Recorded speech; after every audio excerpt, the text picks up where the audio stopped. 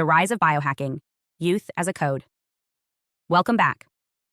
I'm Adeline Atlas, 11 times published author, and this is the Immortal series, where we break down the modern pursuit of eternal youth, not as a dream, but as a data-driven strategy.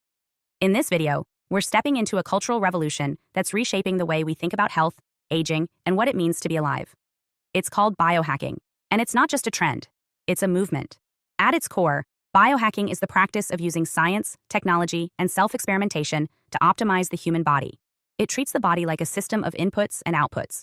It's about hacking biology, changing how you age, how you perform, how you feel, and how long you live. Now let's be clear, this isn't new. People have been tinkering with their diets, taking supplements, and chasing longevity for thousands of years. What's changed is the precision. Today's biohackers aren't just sipping herbal teas and hoping for the best. They're running lab panels every quarter. They're wearing glucose monitors even if they're not diabetic. They're using gene sequencing, red light therapy, ozone injections, and nootropic stacks that would make a pharmaceutical company pause. The modern biohacker doesn't just want to be healthy. They want to be superhuman, and they're building it one variable at a time. Let's talk about what this looks like in practice. It begins with data collection. The average high-functioning biohacker is tracking sleep cycles with an Oura ring, stress levels with a heart rate variability monitor, and blood glucose with a continuous monitor. They're using wearable devices to measure respiration, oxygen saturation, core temperature, and movement patterns. Every breath, every heartbeat, every biomarker becomes a data point, and that data becomes a map. From there, they start making targeted interventions. Want better energy in the morning? Stack caffeine with L-theanine, sunlight, and 20 minutes of cold exposure. Want to sleep deeper? Block blue light after sunset, supplement with magnesium threonate, and lower room temperature to 64 degrees Celsius. Want to optimize cognition? Microdose psilocybin or take a smart drug like modafinil on high-output days. To the outside world, this can seem obsessive. But to the biohacker, it's empowerment. It's the rejection of generic health advice and the embrace of personal sovereignty through experimentation. It's not what worked for them. It's what works for me, backed by metrics. And the goal? To slow aging, to optimize function, to extend prime. Now let's talk about the leading figures pushing this movement forward. People like Dave Asprey, founder of Bulletproof and a self-proclaimed pioneer of biohacking, have brought this lifestyle into the mainstream. Asprey has publicly stated that his goal is to live to 180 years old. He uses cryotherapy, stem cell treatments, hyperbaric oxygen therapy, and mitochondrial support protocols to attempt to extend his lifespan. Another name is Brian Johnson, the multi-millionaire tech founder who spends over $2 million a year on a full-body anti-aging protocol. He's become famous for attempting to reverse his biological age through gene therapy, plasma exchange with his son, organ-specific treatments, and tracking over 100 biomarkers daily. His protocol is called Blueprint, and it includes everything from calorie precision to photobiomodulation therapy and hormone modulation. Johnson claims to have the heart of a 37-year-old, the skin of a 28-year-old, and the lung capacity of someone much younger than his 45 years. These men, and thousands like them, represent a new class of wellness entrepreneur. They aren't just trying to be well, they're trying to escape aging altogether. And while the movement has its extremes, it also has an undeniable momentum. Biohacking conferences, retreats, apps, and platforms are exploding. Companies now offer at-home DNA tests that reveal your predisposition to disease, rate of aging, and optimal diet type. Others offer full blood work panels mailed to your door, analyzed by AI, with tailored supplement stacks shipped to your house monthly. This is health as customization, health as software, health as lifestyle design. But let's pull back and ask the deeper question. What are we really trying to control? Because beneath the lab panels, gadgets, and tech, what biohacking reveals is a deeper psychological truth, a cultural fear of decline, a fear of power slipping, of beauty fading, of time winning. We don't just want to live longer. We want to stay young while doing it. We want to hold on to relevance, performance, desirability. We want to outplay biology. And in doing so, we begin to chase youth not as a stage, but as a status symbol. The result? Youth becomes code. The new elite don't just drive nice cars or wear tailored suits. They walk with a rested nervous system. Their skin glows from red light therapy. Their brain chemistry is engineered. They eat on rhythm, sleep on cue, and don't leave home without their bioresonance wearable. It's no longer about looking young. It's about outperforming age altogether. But with this power comes pressure. The biohacker is never finished. There's always a new metric, a new device, a new variable to tweak. In many ways, the pursuit of optimization becomes its own form of anxiety. If health is a system to be controlled, what happens when it doesn't respond? When the biomarkers shift in the wrong direction? When, despite the best efforts, entropy still comes? This is where biohacking must confront humility. Because while data is power, it is not meaning. You can track your sleep for years and never feel rested.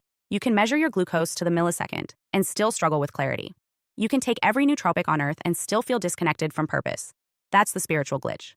That while biohacking addresses the vessel, it often ignores the voice within. So what do? We integrate.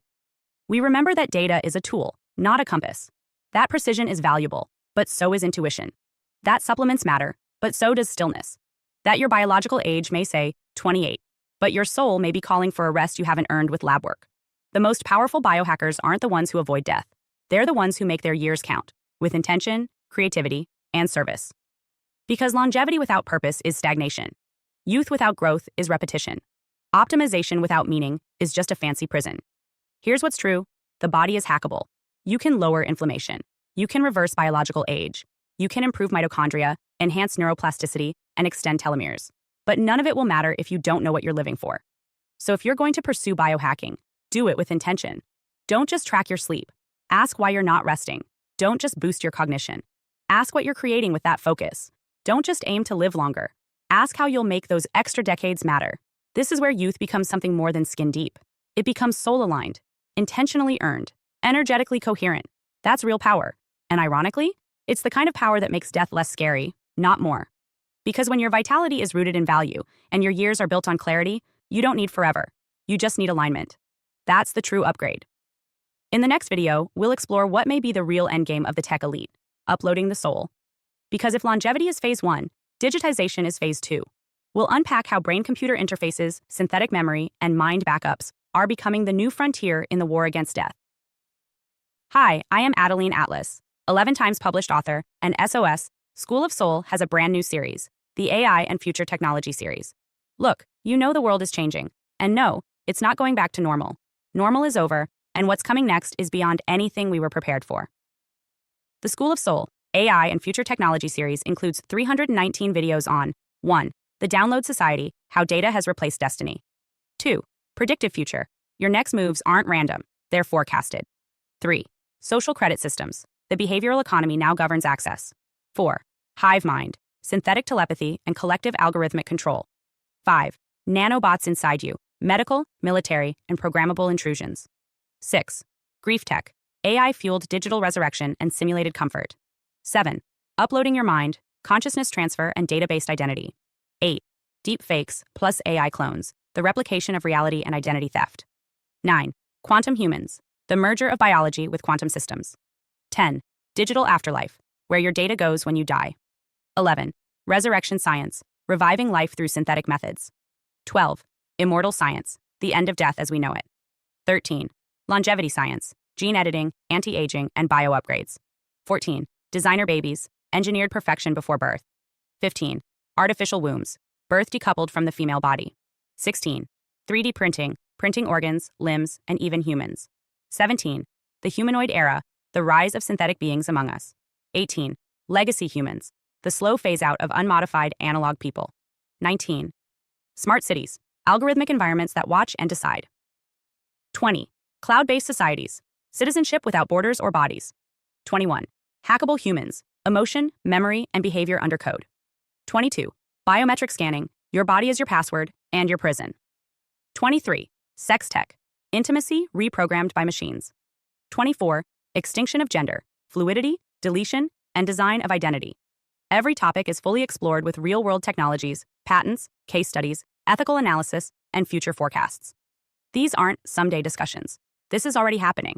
Join the SOS School of Soul Vault to overstand the future before it's implemented on you.